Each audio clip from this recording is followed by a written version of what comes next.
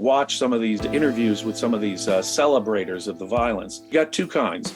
You got the one kind that says, no babies were executed. I don't believe it. This is all just a conspiracy. Never mind that the videos taken by the terrorists themselves are available.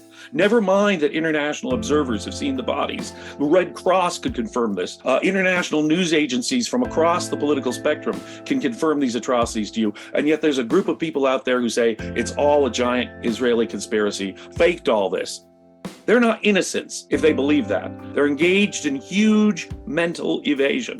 The other kind of mental evasion, the people who say, okay, they did decapitate babies, they did burn children alive, but it was justified. Which kind of mental warping is worse? Which kind of psychoepistemological corruption is worse in your mind? Neither are necessarily honest. The fact people are confused, have bad ideas about that, they are evading on a massive scale, one way or another.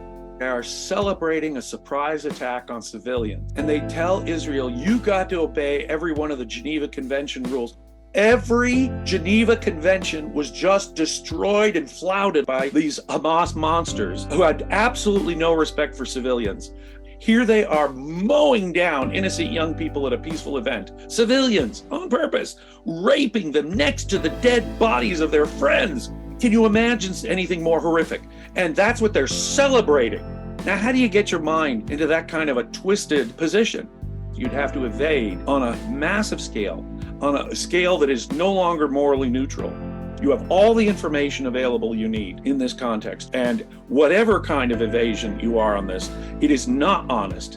And those people are not what I would call, quote, innocent civilians at all.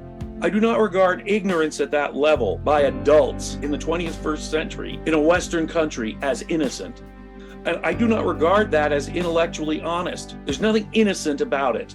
And when you find yourself in a crowd chanting, gas the Jews, or holding up swastikas like they were in New York City, my God, people, what state have we reached where that kind of behavior can even be morally sanctioned, much less to interview them sympathetically by media outlets? It's terrifying.